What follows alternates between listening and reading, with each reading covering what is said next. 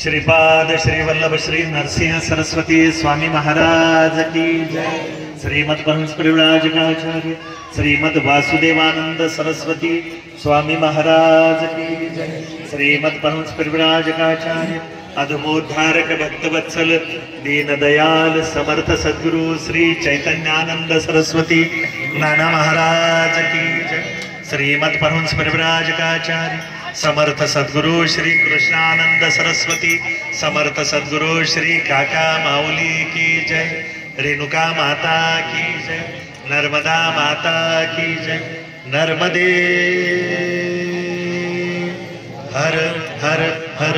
अनंत कोटि ब्रह्मांड नायक महाराजाधिराज योगिराज परब्रह्म सच्चिदानंद भक्त प्रतिपालक शेगाव निवासी समर्थ सद्गुरु श्री गजानन महाराज की जय।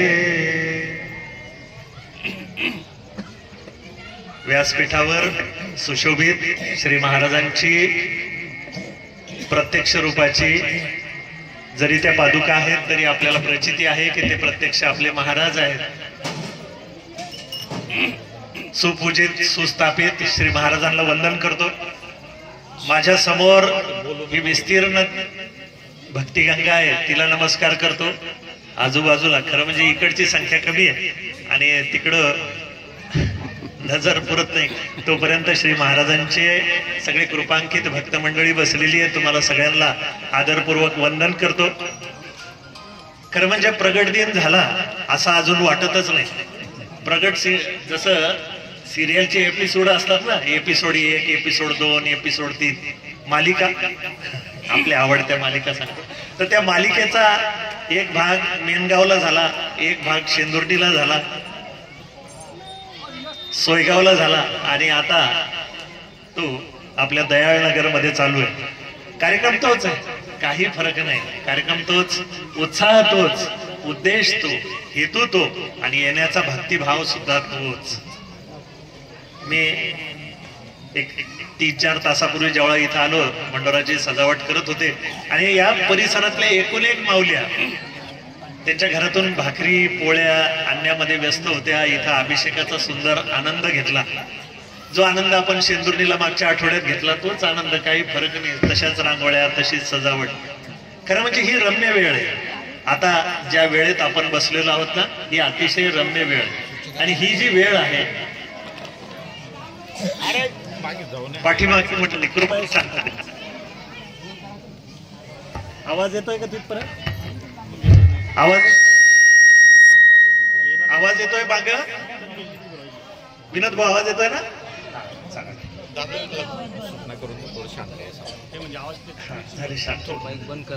ही रम्य वेळ आहे। याच वेळेमध्ये आपले महाराज, ही महाराजांची आवडती वेळ आहे। याला प्रदोष काळ असं म्हणतात। आता सध्या जो काळ चालू आहे आता हा प्रदोष काळ आहे आणि आपल्या महाराजांची भक्तांना भेटायची ही खास वेळ आहे। जसं एखादा मोठा माणूस असतो ना तर त्या मोठ्या माणसाला भेटायची वेळ असते, तो त्यावेळेस भेटायला जात असतो। तर आपल्या महाराजांना, आपल्या भक्तांना, त्यातल्या त्यात लाडक्या भक्तांना ज्यावेळेस, खरं म्हणजे महाराजांचे सगळेच लाडके, आईचं असं काही आहे का एक लाडका आणि एक लाडका नाही, आईचे सगळे लेकरं तिच्यासाठी सारखेच। पण विशेष भक्तांना भेटायची वेळ कोणती होती तर ही वेळ। यावेळेस आपले महाराज मंदिरात मठात बसलेल्या लोकांना वाटायचं की हे इथंच बसलेले आणि त्यावेळेस गुपचूप दुसरा वेश धरून ते त्यांच्या आवडत्या भक्ताच्या घरी जायचे आणि यावेळेस अवचित येऊन महाराज त्या घरातल्या गोनपाटावर असतील, पाटावर असतील, कशावरती स्थानापन्न व्हायचे आणि जोरदार आवाज देऊन सांगायचे, माय वाढ लवकर भूक लागली। कल्पना करा की असे महाराज तुमच्या माझ्या घरामध्ये आले, अवचित न सांगता न बोलवता, तुमच्या माझ्या मनामध्ये भाव पण नाही, तुम्ही आपण आमंत्रण पण केलं नाही, पण कुठलं पूर्वजन्मीचं पुण्य फळाला आलं, कुठल्या वाडवडिलांच्या कृपेला बहर आला, कुठल्या औदुंबराला फुल आलं मला माहिती नाही, परंतु असेच अवचित आपले महाराज आपल्या दरवाजा ओलांडून आपल्या प्रारब्धाच्या कठोर भिंती फोडून आतमध्ये येतील आपल्या घरात जी काही व्यवस्था असेल, तुकाराम महाराज लिहितात की घरा आले ऋषिकेशी काय करू पाहुणेर, साक्षात परब्रह्म पांडुरंग भगवंत एक दिवस तुकोबाच्या घरी येतात. तुकोबा पाहतात की अरे ज्याच्यासाठी युगे 28 विटेवरी उभा असा आपला पांडुरंग, ज्याच्यासाठी आपण दरवर्षी मरमर करत तिथं जातो, तो माझा कैवल्याचा बाप आज माझ्या घरी आलेला आहे. आणि तुकाराम महाराज काय करावं, तर तुकाराम महाराजांनी ज्येष्ठ व्यक्ती कोणी आला तर त्याचा मान सन्मान आपण करतो, आपली संस्कृती आहे, अतिथी देवो भव या न्यायानं. आणि तुकाराम महाराजांनी आपली बाज महाराजा देवासाठी अंथरली आणि तुकोबांचाच अभंग आहे, त्यात लिहितात तुटकीच बाज फाटकी वाकळ, ती वाकळ सुद्धा फाटलेली आहे. आणि देवाला सांगितलं या देवा बसा. आता देव असा आहे की सांभाळून बसले, वजनदार माणूस आहे ना, तर तो विचार करूनच बसल की कसं बसायचं, आपण नेमकं बसायचं आणि फसायचं. त्यामुळं बाज कोणाची आहे तर तुकोबाची आहे, भक्ताची आहे, त्यामुळे सांभाळून बसावं लागतं. देवाच्या आसनावर बसणं सोपं, संतांचं आसन फार कठीण आहे बरं का, लक्षात घ्या. संत जेने व्हावे जग बोलणे सोसावे, माझी मुक्ताई लिहून देते. अवघी साधन हतवटी मोले मिळत नाही राहटी, तुम्ही तरुण विश्वतारा ताटी उघडा ज्ञानेश्वरा. चणे खावे लोखंडाचे, संत होणं म्हणजे काय, तर चणे खावे लोखंडाचे मग ब्रह्मपदी नाचे. अरे लोखंडाचे चणे खावी लागतात, त्यावेळेस कुठं ब्रह्मपदाचा वारा लागतो. तुमच्या माझ्यासाठी ब्रह्मपद इतकं सोपं होऊन येतं, पण त्याच्यासाठी त्यांनी काय पापड लाटले ते त्यांना माहिती. आणि मग देवाला आग्रह केला, देवा जेवायला बसा. देव म्हटले अरे तुकोबा, किती जन्मजन्मांतरीची भूक आहे की एखाद्या भक्ताकडे जावं ज्याच्या अंतरामध्ये भगवंत आहे.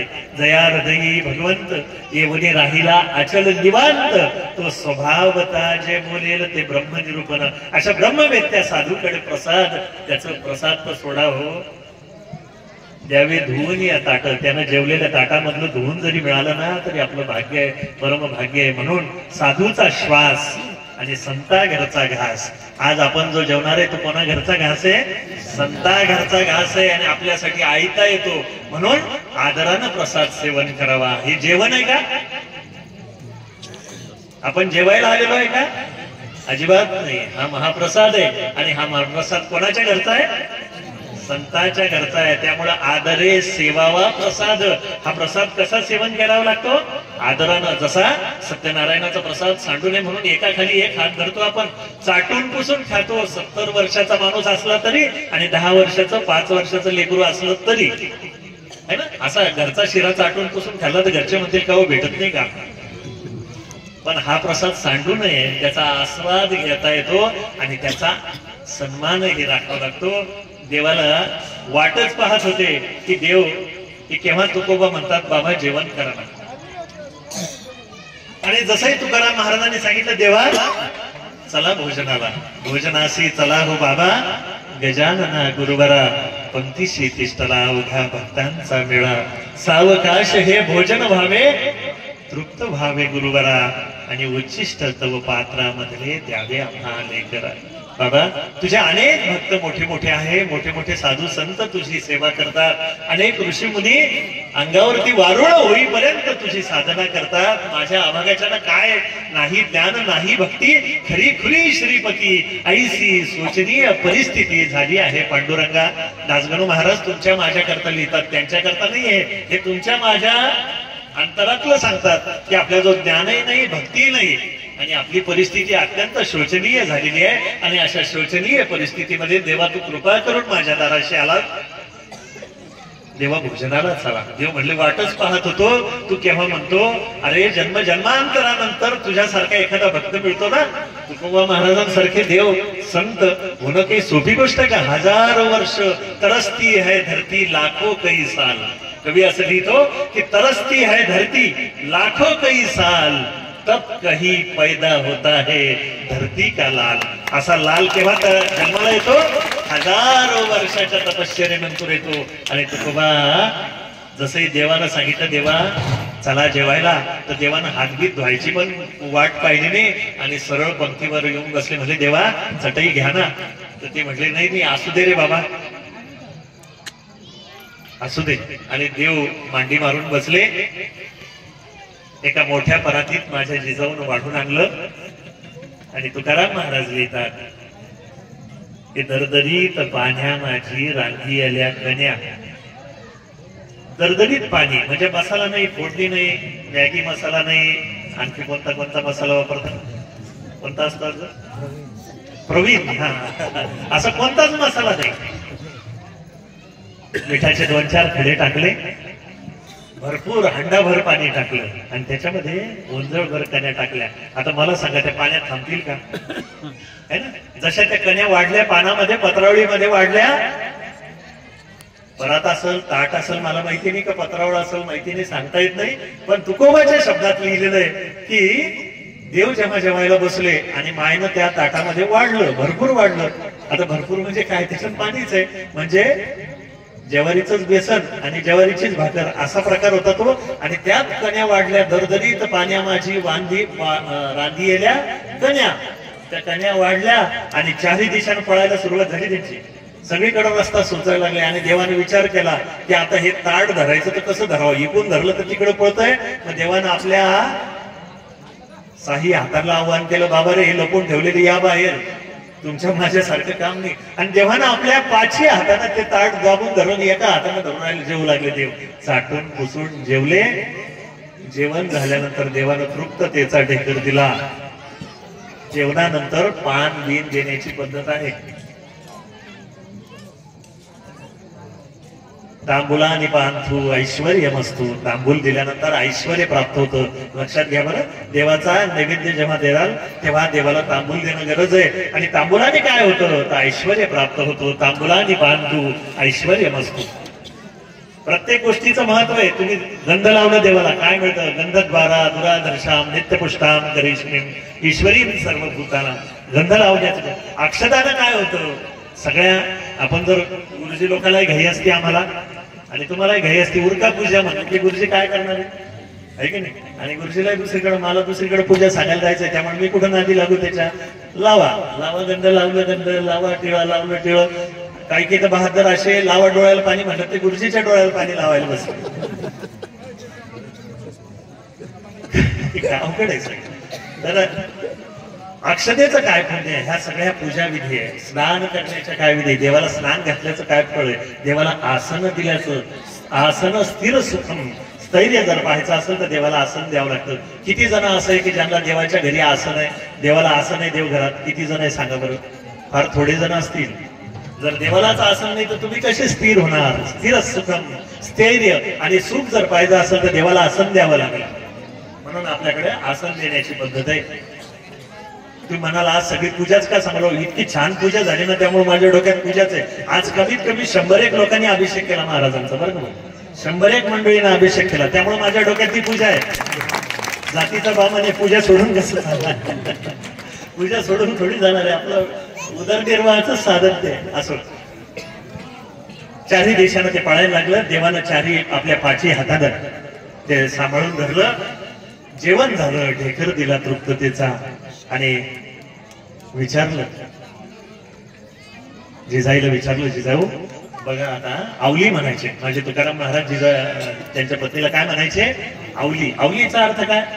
आपल्याकडे दर 10 किलोमीटरला भाषा बदलते. आपल्याकडे आवली जर म्हटलं तर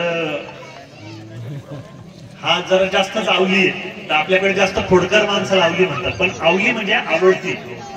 आवली म्हणजे कोण? आवडती. तुकाराम महाराजजीला आवडती म्हणत होते, ती कजाक होती असं म्हणणं चुकीचं आहे ना. त्यामुळे कोणी जिजाऊला कजाक म्हणणं आजपासून सोडून द्या. आवले देवाला तांबूल आण असं म्हटल्यानंतर त्या बहिण जोरात आतून घरात ओरडून सांगायला पाहिजे, हा आणले होते का बाजारातून पानं, असं वरडायला पाहिजे होतं ना तिनं. पतीची लाज राखते ना घरामध्ये, गुपचूप कळू न देता. घरामध्ये असो नसो जी व्यवस्थित करते तिला पत्नी म्हणतात. जी पतनापासून रोखते तिला पत्नी म्हणतात. आणि जी सतत भांडते तिला बायको म्हणतात. आता तुम्ही काय व्हायचं ठरवा.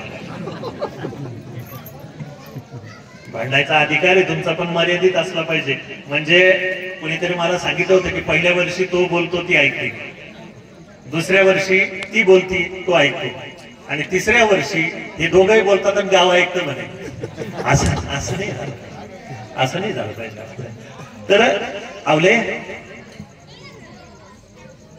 तांबूला आवलीनं 2 मिनिटं विचार केला की पतीचा शब्दही राखला पाहिजे आणि घरातली वस्तूही दिली गेली पाहिजे. आता कोणाकडे मागायला जाणार की 2 पानं द्या, तंबाखू नव्हते खात मला देव, माणसं. एक जणांना मला सांगितलं की तू तंबाखू खाते का म्हणे. म्हणजे नाही हो म्हणे, गाढव तंबाखू खात नसतं म्हणे. बरं म्हणलं. आता आमचा शिक्षक होता तो म्हणला तू तंबाखू खात नाही का. म्हटलं नाही भाऊ अजिबात नाही खाली, मला चव सुद्धा माहिती. म्हणजे गाढव तंबाखू खात नाही. ठीक आहे मग मी गाढव आहे तर काही असतं असं. तर आवले पाना तांबूला असं म्हटल्याबरोबर आवली दाराशी गेली. वैष्णवाच्या दाराशी सगळ्यात महत्वाची गोष्ट असते, वैष्णवाच्या दारी सदा झणझणती टाळ, टाळ विना मृदंग आणि दाराशी तुळस, गळ्यात तुळशीची माळ. एवढं तर घरात असतंच ना. ती घराबाहेर गेली, तुळशीचे 4 पानं तोडून आणले, तुकोबाच्या हातात दिले. पहा मर्यादा पहा. एखादी असती तर सरळ देवाच्या हातात दिले असते, देवाच्या हातात नाही दिले तिनं. मर्यादा आहे. सत्कर्म करायचं ते आपल्या पतीच्या हातून झालं पाहिजे आणि आपण त्या सत्कर्माला हात लावला पाहिजे. अलीकडची पद्धत बदलली, तुम्ही सारखा बाजूला घरी आहे ना. मर्यादा आहे, शास्त्रानं दिलेली मर्यादा आहे. कारण तिला माहिती आहे की पतीच्या हातून झालं तर अर्ध मला मिळणारच आहे. म्हणून तिला तुकोबाच्या हातामध्ये ते दिलं आणि तुकोबाईनं देवाच्या हातामध्ये दिलं. मुख शुद्धी तुळशी दळ, तुका म्हणे मी दुर्बळ. काय आनंद असाल ना त्या भोजनाला. अरे जगामध्ये भोजनाचा आनंद आहे पण संतांच्या घरी आनंदाचं भोजन आहे. शब्द बदलले पण लक्षात घ्या अर्थही बदलला. जगामध्ये भोजनाचा आनंद असू शकतो पण संतांच्या घरी आनंदाचं भोजन आहे. त्या आनंदाचं भोजन करायला आज आपण आलेलो आहे. आज आपण भोजनाचा आनंद घ्यायला आलो का आनंदाचं भोजन करायला आलो. आज आपण आनंदाचं भोजन करायला. आणि किती भाग्यवान माणसं आहे आपण. आज 52वा गुरुवार आहे. 52 गुरुवार या मंडळीनं पुरुषार्थ केलेला आहे.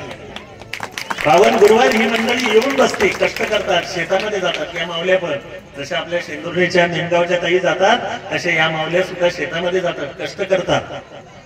10,000 रुपये बाजूला काढतात. मला त्या ताईने सांगितलं शेंदुर्णीच्या की आम्ही 10,000 रुपये बाजूला काढतो. अरे वा, याच्यापेक्षा काय पुरुषार्थ असला पाहिजे ना की माझ्या कमाई मधला सगळं जर मी खाईल तर भगवद्गीता त्याला स्तेन ये बस. मी जेवढं कमवतो तेवढं जर मी माझ्या प्रपंचाला खर्च केलं तर भगवद्गीताकारांनी त्याला स्तेन, स्तेन म्हणजे चोरटा, त्याला चोर म्हटलेलं आहे. पण जर ही माझी माऊली 250-200 रुपये कमवत असेल त्यातले 10 रुपये बाजूला काढते ना तर हिच्यासारखा दानी कोणी नाही. किती रुपये देतो याला महत्व नाही पण भगवंताचा भाग बाजूला काढतो याला महत्व आहे.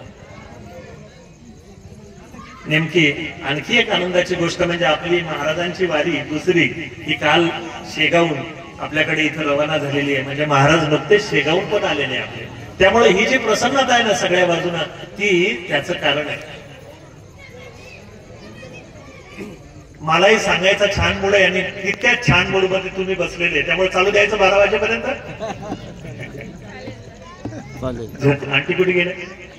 मागच्या वेळेसपासून माझे ग्रहमान बदलले. म्हणजे कायम माझी टीका करे आवरा लवकर म्हणणार आहे ते म्हणतात चालू द्या आता. म्हणजे ग्रहमान बदलले माझे. नाही तर डोळे वटारत माझ्या समोर बसायचं आवरा आता. गणिमत ते पॅन्ट म्हणत नाही. गमतीचा भाग आहे सोडून द्या. संत जन्माला येणं सोपी गोष्ट नाही. आज आपल्याला सहज संत जन्म मिळतात, सहज आपल्यावरती कृपा झाली म्हणून ठीक आहे. मला सांगा की संतांचा जन्म आपल्या गजानन महाराजांचा जन्म नाही, स्वामी समर्थांचा जन्म नाही, साईबाबांचा जन्म नाही, पण संत जन्म, संतांचा जन्म होणं हा फार मोठ्या पुरुषार्थाचा भाग. एक नमुना म्हणून मी तुम्हाला संत जन्मासाठी काय त्रास होतो हे सांगणार आहे.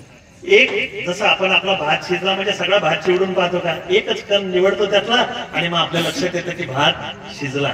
आज मी तुम्हाला एका संताची कथा सांगतो की ज्यात तुम्हाला कळलं की संत जन्माला येणं किती अवघड आहे. जसा एका काठावरून लाट उसळत उसळत दुसऱ्या काठापर्यंत जाते आणि तिचा फेस त्या कोपऱ्यावर जमा होतो ना, तितकं संतांचा जन्म होणं अवघड गोष्ट आहे. कोकणातलं एक छोटस गाव आहे. सगळ्यांचं लक्ष आहे माझ्याकडे नक्की.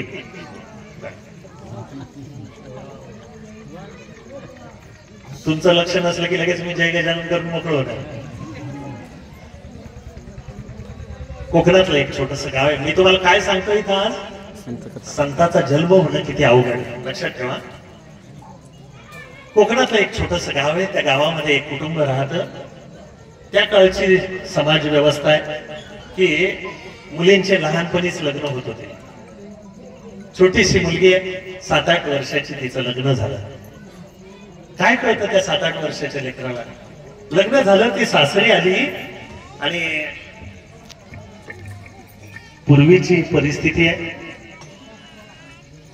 रोल मध्ये बदल झाला. पूर्वीच्या सासवा आणि आजच्या सासवा. पूर्वीची सासू होती ना, ती किती किती कडक होती हे मागच्या म्हाताऱ्या मावल्या सांगते. आणि आजच्या ज्या सासवा आहे ना, मी किती चांगली आहे ह्याचाही अभिनय करत राहतात. मी किती चांगली आहे सुनासमोर त्याचा अभिनय करत राहतात. पण मनातल्या मनात म्हणता, माझी सासू होती तेव्हा माझी सासू असायला पाहिजे होती, मग समजलंच तिला.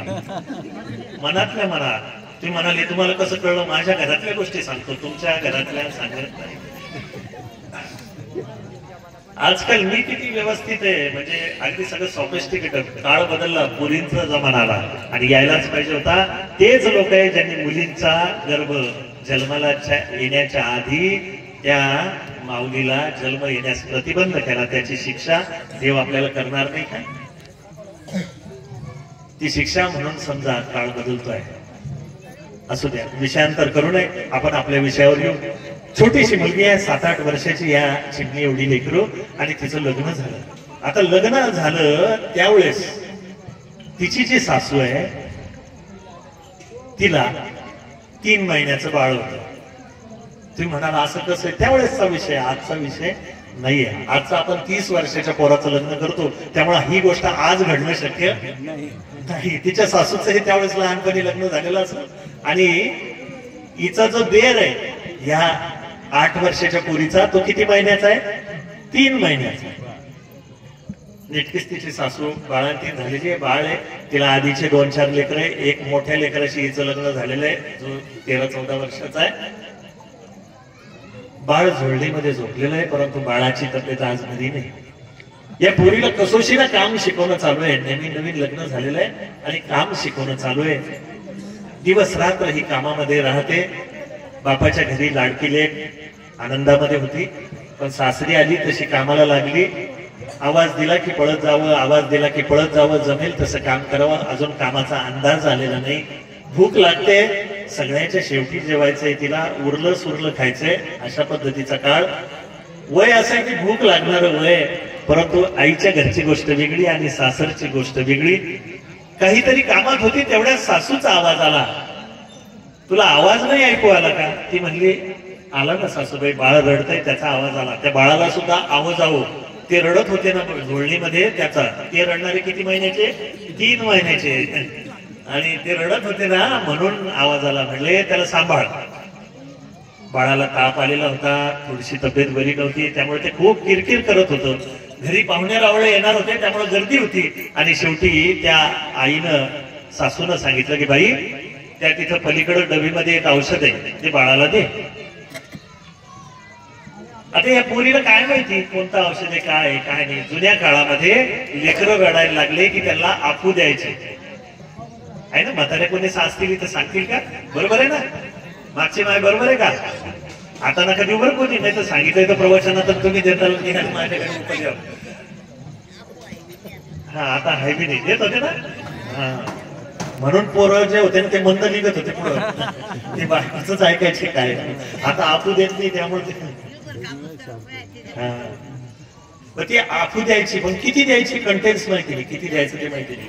त्या पोरीला सांगितलं आपू दे, तिनं धरली आणि दिली देऊन. बाळ शांत झालं, एकदम रडायचंच थांबलं. सगळे कामं झाले. ती म्हणली 4 तास झाले, 5 तास झाले, 6 तास झाले, सगळे कामं झाली. बाळाला उठवा ना, त्याला भूक लागली असं. आता ह्या माऊलीनं असं काही आपू तिला खाऊ घातलं की त्याला उठायचं कामच ठेवलं नाही. सगळेजण आले, हातपाय गार पडलेले, सगळं पाहिलं आणि मग बोंबाबोंब सुरू झाली घरामध्ये. अरे बाबा, कशामुळे झालं? चांगलं खेळत होतं, हिनच गडबड केली. किती दिलं होतं? ती म्हणली जास्त नाही दिलं, चमचाभरच दिलं. आता मलाही माहिती नाही किती दिलं, पण दिलं चमचाभर. ती म्हणली येडी झाली का तू? एवढं देत असतात का? अरे कोण भर टाकायचं असतं. ते म्हणले सासूबाई तुम्ही कुठं सांगितलं होतं मला? दिलं. सगळ्या घराने तिला दिवसभर उपाशी ठेवलं. काय असं नसं झालं. दुसऱ्या दिवशी सगळेजण तिच्यावर रागवताय. लहानापासून ही काल परवा आली, लेकराला असा घात केला. सगळेजण तिला बोलायला लागले, तिला मारझोड झाली, काय तिला त्रास द्यायचा तो झाला. आणि त्यावर कळत झाला. घरातल्या म्हातारीनं तिचा हात धरला आणि तिला घराबाहेर काढलं. निघ इथून, घरामध्ये थांबायचं नाही. त्या काळात कोर्ट बिर्ट वकील काही नव्हते बरं.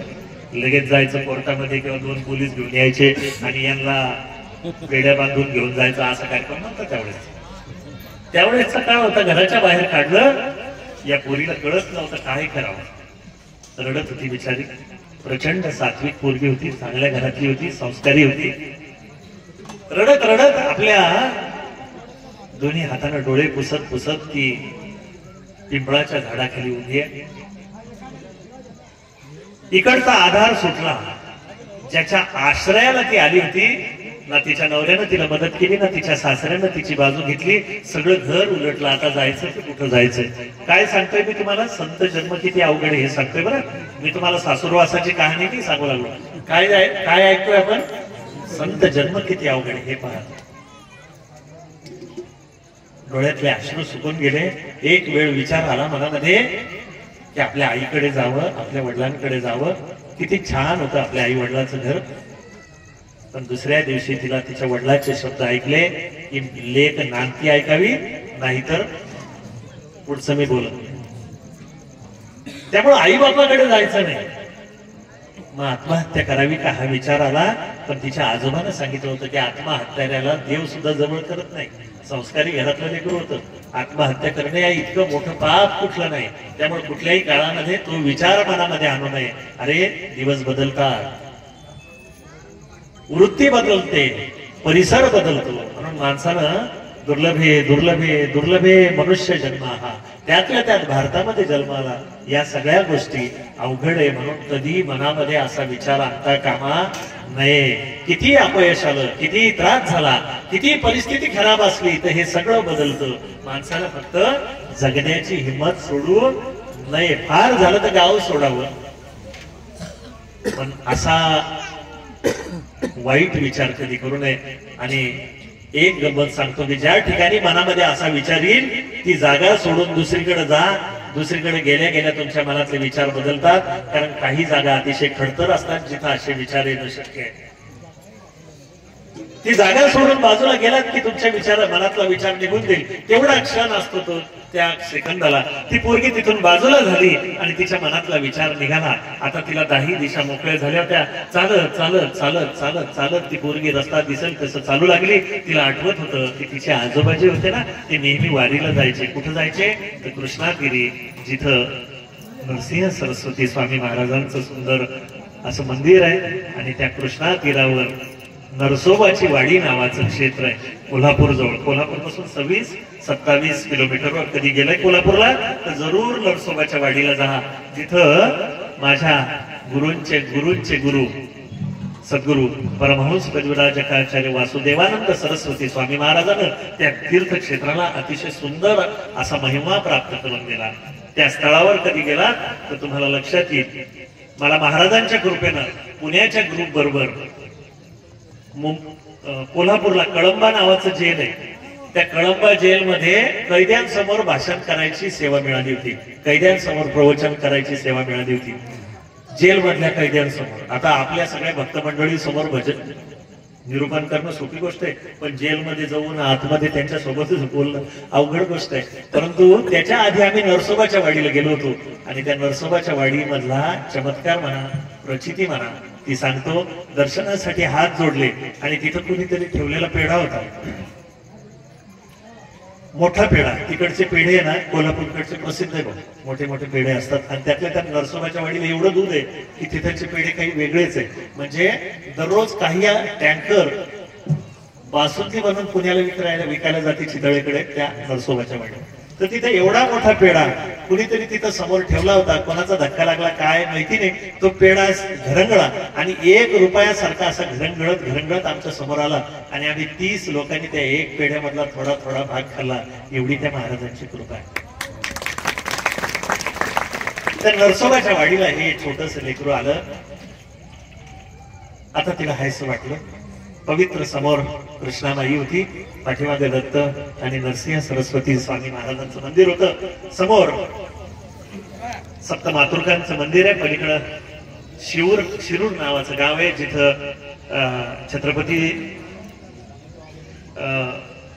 छत्रपतींची गादी आहे. तिथं ताराराणींची गादी आहे. त्या सुंदर पवित्र नगरीमध्ये ती राहू लागली. एक कडव्याची छोटीशी झोपडी काठावरती बांधली.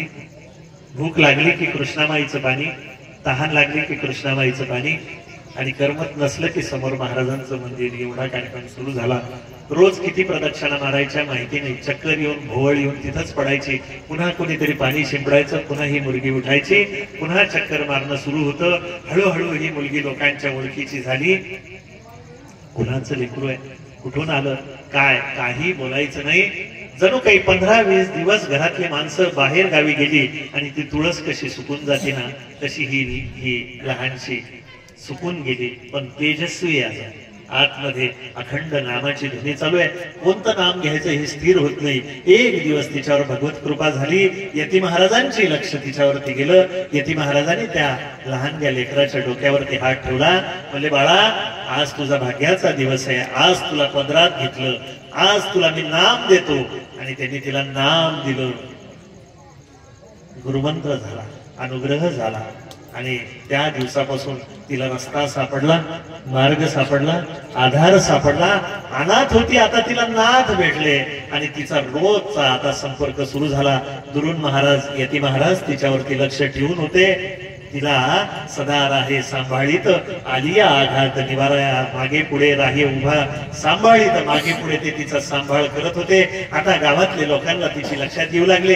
लोक तिच्याकरता रोज महाराजांना नैवेद्य दाखवायचा आणि तो नैवेद्य माधुकरी म्हणून तिच्या पदरात घालायचा. एक वेळ जेवण करायचं आणि तिची तपश्चर्या चालू होती. तपश्चर्याचं तेज चेहऱ्यावरती चमकत होतं. मुळातच सात्विक, शुद्ध, पवित्र अंतःकरण होतं. नामानं ती आतून बाह्य सबाह्य अशी निर्मळ होत गेली. आता तिची दशा फिटण्याचा काळ जवळ आला. प्रत्येकाचा आयुष्यामधला काळ असतो की त्या काळामध्ये तुम्ही कितीही प्रयत्न करा, त्या काळामध्ये यश येतच नाही. आणि एकदा का दशा फिटली, एकदा का ती अवदशा बाहेर झाली की माणसाचा अनुकूल काळ येत असतो. सानुकूलम जगन्नाथम सानुकूलम जगत सर्वम, प्रतिकूलम जगन्नाथम प्रतिकूलम जगत सर्वम. जेव्हा जगन्नाथ अनुकूल होतो ना, तर सगळं जगच अनुकूल होऊ लागतं. आता अनुकूलतेचे वारे येऊ लागले. संपन्नतेचा पूर येईल आणि पुन्हा हा दुष्काळ फिटेल, असं दासगणू महाराज गजानन विजयामध्ये जसं लिहितात. त्याची प्रचितीचा काळ जवळ येऊ लागला. आणि एक दिवस गुरु महाराजांची पूर्ण कृपा झाली. गुरु महाराज मौनातच बोलत होते. सद्गुरु मौनात बोलतात, पण ते मौनाचं कळायला तुमच्याजवळ साधना असावी लागते.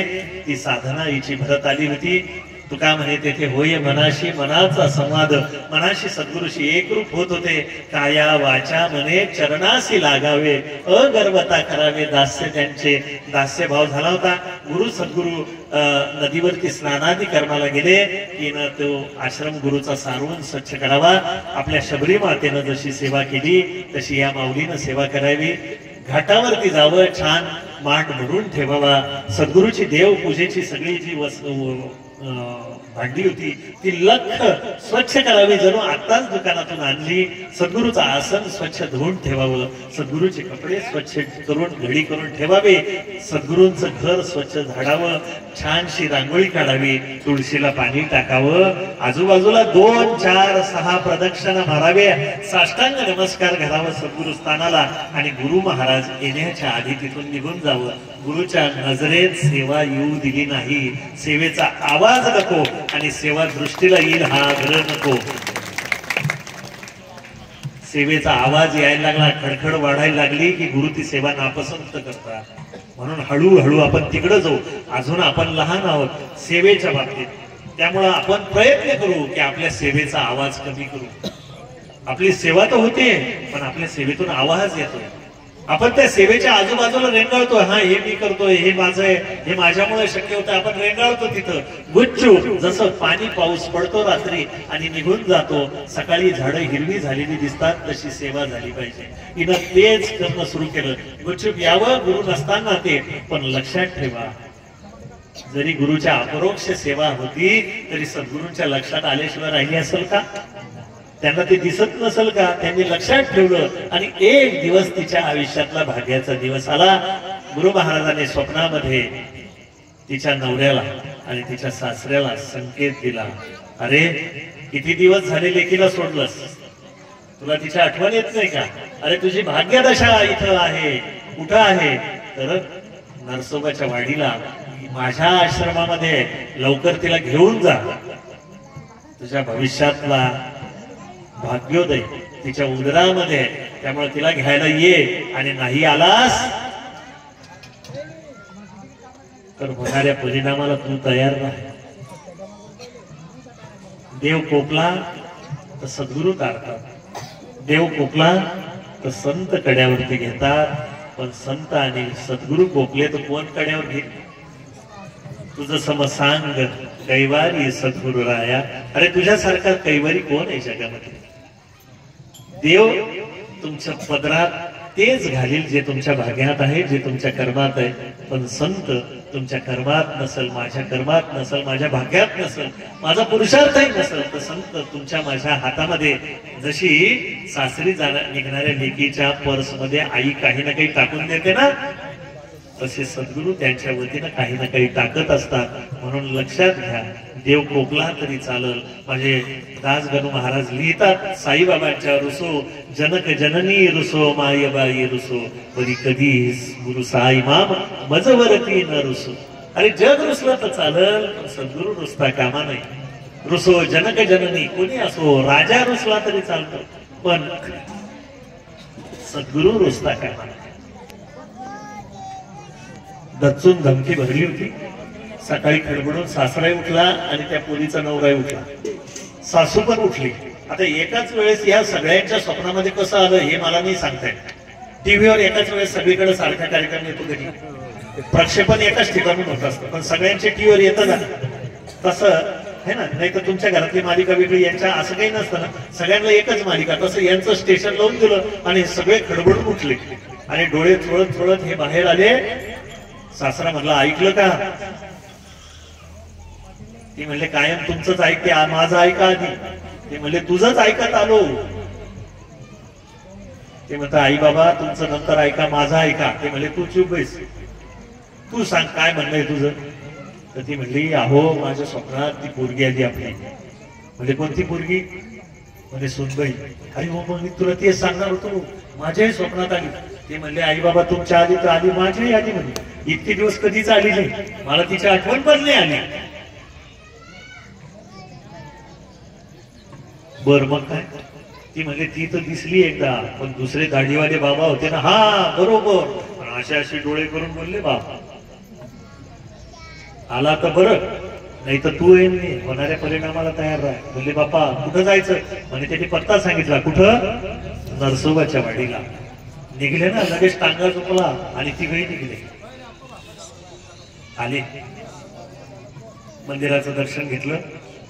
ही साध्वी ओले त्या अंगानं महाराजांना प्रदक्षिणा घालत होती. धन्य धन्य हो प्रदक्षिणा सद्गुरु रायाची, झाली बरा सुरभरा विमान उतरायाची. हा गुरुप्रेम तिच्या अंतःकरणामध्ये भरून येत होता. तिला सारखे शुभ संकेत होत होते. तिचा उजवा डोळा फडफडत होता. पैल तो गे काऊ कोकत आहे, शगुन गे माये सांगत आहे, उड उड रे काऊ तुझे सोनेन मडवीन पाऊ, पाहुणे पंढरी राहू घरा काही येते. आपले माऊली ज्ञानेश्वर महाराज सुद्धा लिहितात की घरावरती तो कावळा ओरडतो ना, तर कुणीतरी आवडता पाहुणा येणार आहे असं तिला वाटू लागलं. आणि मग त्या पोरीला सुद्धा ते संकेत होऊ लागले, काहीतरी चांगलं होणार आहे तिला वाटू लागलं. अचानक वारं बदललं, उन्हाळा संपला, संपन्नतेचा पूर आला. सुटला सुख, माझे तुकोबा देतात, सुटला सुख शांतीचा वारा, तेने सुख झाले या शरीरा. तो गारवा तिच्या अंगाला भिनत होता. आणि हे तिच्या समोर येऊन उभे राहिले तिघं. नवरा बाजूला उभा होता, सासरा आला, म्हणले बाई ओळखलं का मला? तिनं वर पाहिलं, तिच्या लक्षात आलं आणि ती पायावरती झुकली, सासूला नमस्कार केला, आपल्या नवऱ्यालाही नमस्कार केला. खरं म्हणजे बहिणाबाई चौधरी आपली अडाणी होती, पण काय सुंदर लिहून गेली बहिणाबाई. घरातली आपण लोकांची लेख आणतो ना, तर तिच्यासाठी व्यवस्था करून ठेवली माझ्या बहिणाईने. तिनं काय लिहिलं? जो देत नाही आसरा त्याने सासरा म्हणू नये. अरे लोकांची लेख आपण आणली ना, तर तिला अडी अडचणीच्या वेळेस तुमचा आश्रय वाटला पाहिजे. तुम्ही जन्मदाते बाप होऊ शकत नाही, पण बापापेक्षा कमी आहे. त्या पोरीला आपण आश्रय दिला पाहिजे. घरातले जर तिच्यावर उलट सुलट झाले तर बाप घरामधला खंबीरपणे तिच्या उभा राहायला पाहिजे. पोरी एखाद्या स्वतःच्या पोराला रागवा, पण त्या पोरीची बाजू घेतली पाहिजे की नाही. जो देत नाही आसरा त्याला सासरा म्हणू नये, आणि जिले येत नाही आसू, पुढचं तुम्हाला माहिती,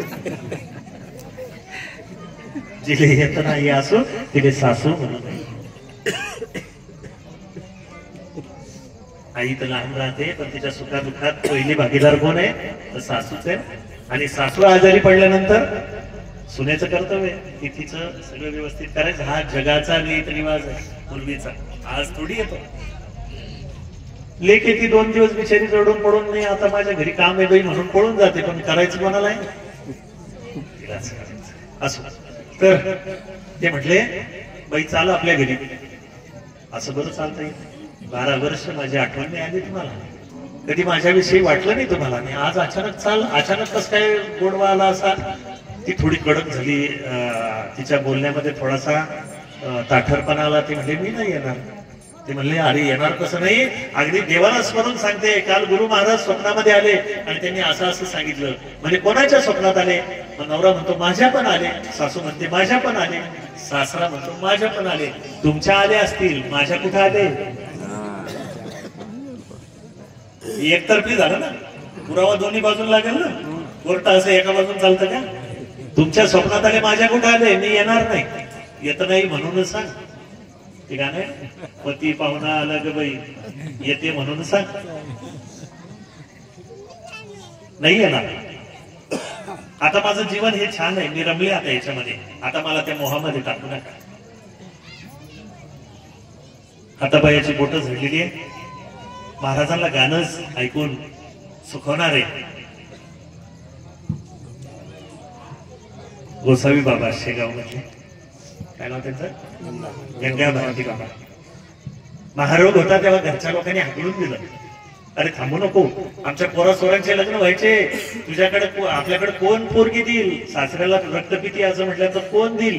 त्यामुळे त्यांनी अक्षरशः घालून दिलं. आता आपला कैवारी कोण? म्हणून ते महाराजांच्या पदरी आले. महाराजांची कृपा झाली, इतकं सुंदर भजन म्हणून दाखवावं गंगा भारती बाबांनी की आपल्या महाराजांनी त्या भजनामध्ये नाचावं. बोलू ऐसे बोल जेने बोले विठ्ठल डोले. तुकाराम महाराजांनी अभंग लिहून ठेवला, ऐसे बोलावे बोल जेने बोले विठ्ठल डोले. गंगा भारती बुवांनी हा अभंग सिद्ध करून दाखवला. असे बोल बोलले की परब्रह्म सच्चिदानंद भक्त प्रतिपादक आपले शेगावचे गजानन महाराज त्याच्या त्या भजनावरती चंदन चावल वेद की पतिया जेव्हा ते म्हणायला लागायचे, तर आपले महाराज काया वाचा मनानं तल्लीन होऊन नाचायचे त्याच्या कीर्तनामध्ये, त्याच्या भजनामध्ये. बोलू ऐसे बोल. तिच्या वाणीमध्ये कडवटपणा आला. तुमच्या ठिकाणी सांगितलं असेल तुम्हाला, पण मला कोणाची प्रचिती नाही, आणि जोपर्यंत मला प्रचिती येणार नाही तोपर्यंत मी येणार नाही. काय करावं बिचाऱ्यांनी? तिथंच मुक्कामी थांबले. धास्ती कोणाची होती? स्वप्नात डोळे वटारणाऱ्या गुरूंची होती. त्याने सांगितलं जर तू तिला आणलं नाही तर तू येत नाही. त्यांना म्हणलं आता ही पोरगी येत नाही, आणि नाही नेलं तर बाबाजी काही आपल्याला सोडणार नाही. तिथंच मुक्कामी थांबले. त्या रात्री या पोरीच्या स्वप्नामध्ये गुरु महाराज आले. तिच्या डोक्यावरून हात फिरवला. म्हणजे बाळा किती तपशील, किती शिनशील, जा. वैश्विक गरज आहे. The law of universal necessity ज्याला म्हणतात, वैश्विक गरज. बाळा तुझ्या व्यक्तिगत संसारासाठी नाही ग बाई, तू संसार करायला जन्माला आलीच नाही. आणि तू परब्रह्माची माय. तुझ्या पोटी एका महान संताचा जन्म होणार आहे, ती भूमिका तुला करायची आहे माय. ज्याने तुझ्या लेकराच्या पायाशी अवघं विश्व पाया पडील, माऊली ज्ञानेश्वर महाराजांचं उत्तर कार्य जो पूर्ण करील असा भगवंताचं लाडकं लेकरू तुझ्या पोटी जन्म घ्यायला तयार आहे. खरं सांगू तुम्हाला, देव जन्माला यायला तयारच आहे की भाई, संत सुद्धा जन्माला यायला तयार आहे, पण पवित्र कूळ आणि तेवढीच पवित्र कूस असावी लागते, तरच देव जन्माला येईल. हेलिकॉप्टर कुठे उतरतं, पण उतरायला जागा लागेल ना. पवित्र कूळही लागल आणि पवित्र कूसही लागतं. म्हणून छत्रपती शिवाजी महाराजांचा जन्म केवळ आणि केवळ जिजाऊ सारख्या मी तर जिजाऊला मा तुळजा भवानीचा साक्षात अवतार मानतो, तिच्याशिवाय हे शक्य आहे. अरे कोण आहे की इतक्या प्रतिकूल काळामध्ये मरणाच्या हाती आपलं लेकरू सोपलं का? तिला तिच्या एकुलते एक लेकराची चिंता वाटत नसेल? रात्री बेरात्री केव्हाही आपले महाराज मोहिमेवर निघून जात असतील, घरी परतून येईपर्यंत माझी जिजाऊ झोपत असेल का? आपलं जर लेकरू भरणं करायला शेतामध्ये गेलं तर आई झोपत नाही. सामान्य बॅटरी असती, काठी असती, एक माणूस शेजारी असतो, तरी सुद्धा तिला झोप येत नाही. शत्रूच्या हाती 16 वर्षाचे 18 वर्षाचे शुभा जेव्हा निघत असतील तर खरं सांगा, जिजाऊ झोपत असेल का आपली? पवित्र कूळ आणि तेवढीच पवित्र कूस असावी लागते. बाळा, तुला संसार करायसाठी नाही पाठवत. तिने सांगितलं, गुरुराया आता कशाला या मोहमायामध्ये टाकता, तुमच्या आश्रयाला हलो ना, आता कशाला पाठवता? ते म्हणले, बाळा संसार करायसाठी पाठवतच नाही, हा संतांचा संसार आहे. संतांचा संसार अतिशय अवघड असतो. पहा पहा, हा संतांचा संसार, हा संतांचा संसार साधा नसतो. बरं, तुमचा माझा संसार हा 4-5-10 जणांचा, 4-15-20 भांड्यांचा, एक घरदाराचा एवढाच असतो.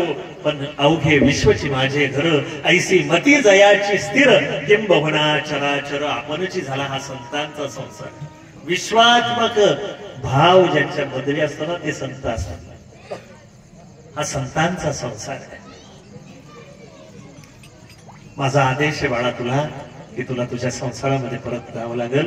आता मात्र अन्यथा शरण नास्ती, कारण गुरु वाक्यांना लंघयते, गुरुचं वाक्य ओलांडता येत नाही, एवढी गोष्ट लक्षात घ्या. एक तर गुरु समोर बोलू नये, बोलायचं असेल तर विनयानं बोलावं, आणि गुरु आज्ञा कधीही टाळू नये.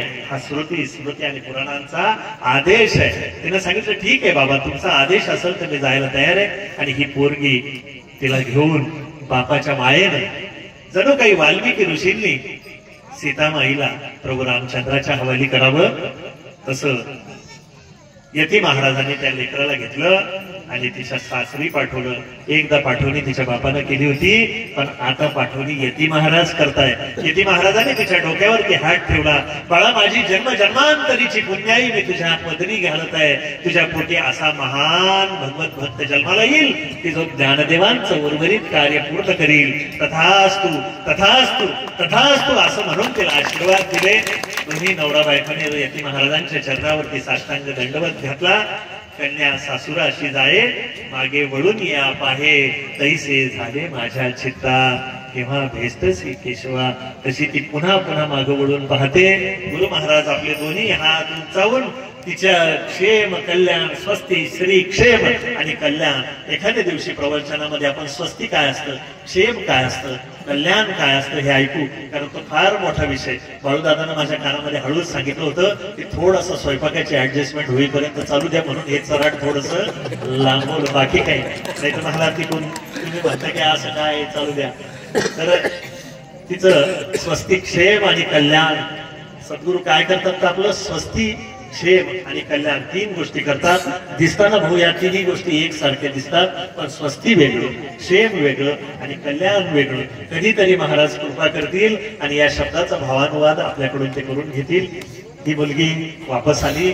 कालांतरानं निसर्गानं त्याचं काम केलं. भगवत कृपा झाली.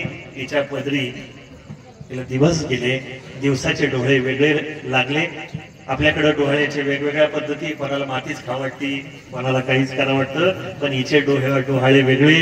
हिचे डोहाळे लागू लागले की म्हणजे अनाथ ज्ञानेश्वरी आळंदीला चला. आळंदी हे गाव पुण्यभूमी ठाव, दैवताचे नाव सिद्धेश्वर. मला सिद्धेश्वर बाबाच्या पदरी घाला, मला दर्शनाला घेऊन चला. आणि आळंदीला जाण्याचा हट्ट धरला. तिला आळंदीला नेऊन आणलं. इंद्रायणीमध्ये यथेच्छ डुंबली.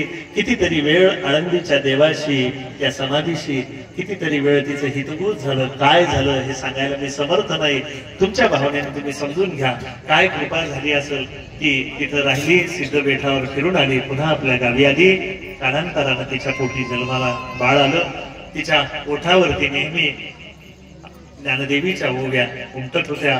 ओम नमोजी आद्या वेद प्रतिपाद्या जय जय स्वसंवेद्या आत्मरूपा देवा तुझी गणेशू सकल बथी प्रकाशू म्हणे निवृत्ती दासू अवधारीजो. तिच्या अंतःकरणामध्ये एक दिव्य प्रकाश पडत होता. सृष्टीच्या चैतन्याच्या परिस्पर्शानं ती न्हावून निघली होती. भगवंतही तिच्यावरती खुश होता. तिला सुंदर संकेत प्राप्त होऊ लागले, जे माता कौसल्येला श्री रामांच्या जन्माच्या वेळेस झाले, जे माता देवकीला श्रीकृष्णाच्या जन्मावरती झाले, जे तुकोबाच्या मातेला तुकोबाच्या जन्माच्या वेळेस झाले असतील, असे संकेत या माऊलीला होऊ लागले. सुमुहूर्तावर तिने एका बाळाला जन्म दिला. त्या बाळाचं नाव लौकिक अर्थानं जे काय ठेवायचं असेल ते ठेवलं, परंतु माझ्या मते नारायण नाव ठेवलं. कदाचित माझी चूक होत असेल थोडीफार, परंतु तेच पुढे स्वामी स्वरूपानंद या नावानं पावसला. कधी काळी कोकणात गेलात तर पावसला या स्वामी स्वरूपानंदांची समाधी आहे. या स्वामी स्वरूपानंदांनी ज्ञानेश्वरीचा ओव्यांचा अभंग अनुवाद केला आणि तो अभंग ज्ञानेश्वरी या नावानं प्रसिद्ध आहे. स्वामी स्वरूपानंदाने अनेक ग्रंथ लिहिले. त्या स्वामी स्वरूपानंदांच्या दर्शनाचा योग कधीतरी आपल्याला यावा. स्वामी स्वरूपानंदांचा आणि आपला संबंध कसा, तर माझे सद्गुरू कृष्णानंद सरस्वती आगाशे काका कालच ही सगळी मुलं पूर्णच्या पूर्ण वारी घेऊन काकांच्या दर्शनाला जाऊन आली. खरं म्हणजे या सगळ्यांच्या पायाशी मी मनापासून नमस्कार करतो की ज्यांच्या कोणाच्या मनामध्ये ह्या सद्गुरू दर्शनाचा लाभ झाला. कारण सद्गुरू कळणं फार अवघड गोष्ट आहे. काही जणांना ती उलटी म्हणजे उपद्व्याप वाटेल, परंतु ज्याला मनामध्ये खरा भाव आहे त्याला लक्षात येईल की हे काय आहे. तर एकाच वेळेस सद्गुरूची वारी आणि एकाच वेळेस आपल्या महाराजांची वारी, दोन पावलं शिल्लक चालले, त्याचे श्रम निघून जातील, पण मिळणारं फळ काय असतं हे तुमच्या जीवाला तुम्हाला माहिती. म्हणून त्यांना मी मनापासून धन्यवाद देतो.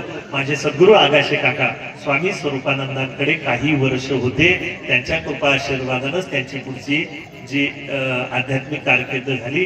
तर अशा रीतीनं आपल्याला एवढाच सांगायचा भाव होता की संत जन्माला येणं ही एवढी अवघड गोष्ट आहे. संत होणं किती अवघड गोष्ट आहे कधीतरी एखाद्या दुसऱ्या निरूपणामध्ये आपण ऐकू. या परिसरातल्या सगळ्या माता भगिनीला मनापासून धन्यवाद देतो.